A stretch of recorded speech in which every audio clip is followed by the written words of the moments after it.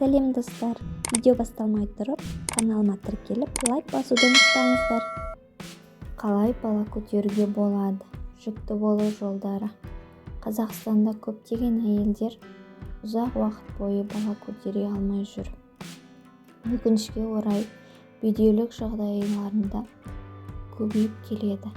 Кейбір мәліметтерге сәйкес, бүгінгі таңда жұптардың 10% осындай жағдайға тап болады. Бала көтере алмай жүрген әйелдерге қалай жүкті болуға болады? Ең бастысы, қорықпаңыз. Көптеген жұптар бірнеше ай бала көтере алмаған соң өздеріне түрлі диагноз қойып жатады. Іс жүзінде бұл жағдай нормаға сәйкес келеді. Бедеулік туралы бір жыл бойы жыныстық қатынастан кейін жүкті бола алмаған жағдайда ойлану керек.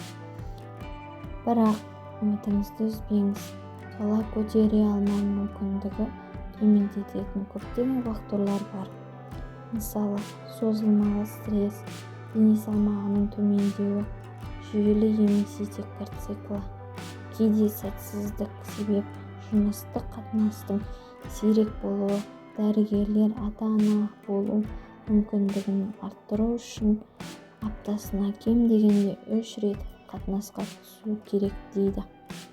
Бір сөзбен айтқанда, өзіңізге бедеулік диагнозын бірнеше ай өткен соң қоюға асықпаңыз. Алдымен сіз дәрігерге барып, мұқият тексеруіңіз қажет. Бала көтере алмау себептері: тұрақсыз немесе керісінше тым жиі жыныстық қатынасқа түсу, сперматозоидтардың қажетті мөлшерде жиналуына жол бермеу, әйелдер жынысын байланысты аналық жасушаның ұрықтану мүмкіндігіне төмендейді. Ал ерлерде сперматозоидтардың саны азаяды. Әйелдер жамбас органдарының және урогениталды жүйеге қабыну үрдістері болады. Жұқпалы аурулар, оның ішінде жыныстық жолмен беріледі. Инфекциялардың асқынуы, еркектерде болатын қызамық немесе паротит аурулары, сперматозоидтардың сапасы нашарлауы, жарақаттарды немесе жасанды түсікте аборт кезінде болатын асқынулар, әйелдерде овуляциямен және ерлерде эмакуляциямен қиындықтар, белгілі дәрі-дәрмектердің қабынуы, анальгетиктер, антибиотиктер, антидепрессанттар және кейбір басқа препараттар қолдану, артық салмақ немесе әйелдің салмағының төмен болуы, жаман әдеттер, темекі шегу, ішімдік, есірткі және тіпті кофеин пайдалану жүкті болуға және сау ұрпақ әкелуге кедергі келтіреді.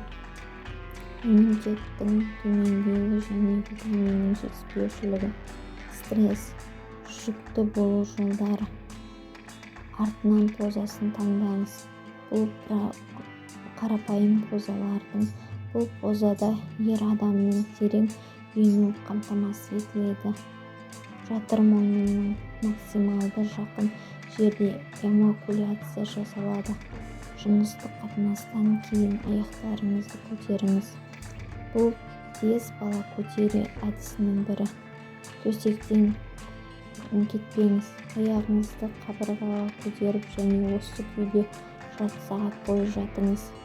Барлық белсенді сперматозоидтардың кем дегенде біреуі жұмыртқаның жасушасына кездессе деп тілеңіз. 2-3 сағат бойы душ қабылдамаңыз. Жыныстық қатынастан кейін дереу жуынып бөлмесіне асықпаңыз. Сабын мен су сперматозоидтың қозғалуын тоқтатып, 40 секундтың ішінде оларды толықтай өлтіреді. Душқа кейінірек барыңыз. Ұлды болу үшін не істеу керек? Көптеген адамдар кейбір өнімді ұл бала көтеруге септігін тигізеді дейді. Дұрыс тамақтану, жоспарланған күннен 3 апта бұрын басталуы керек. Ұлды болу үшін сіз балық, нан, шие, кесек, құрғатылған өрік көп жеуіңіз қажет. Тамақ жақсы тұздалған болуы дұрыс. Оргазм бұл тәсіл міндетті болып табылады.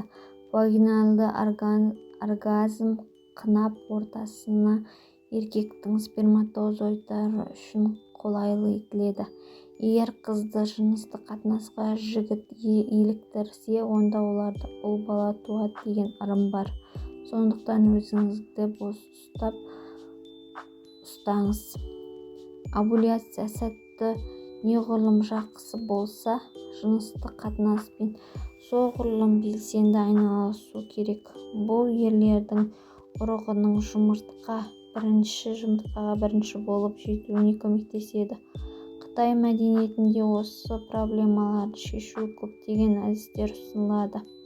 Пекин данышпандары соңғы мыңжылдықта басында арнайы есептеу кестесін жасады.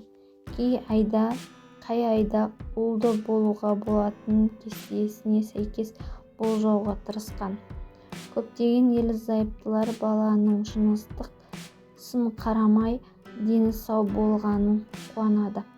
Бұл әдістердің ешқайсысы ұлды болуға кепілдік бермейді. Сіздермен болған мен Асия. Каналыма тіркеліп, лайк басуды ұмытпаңыздар. Сіздердің қолдауларыңыз мен үшін өте маңызды.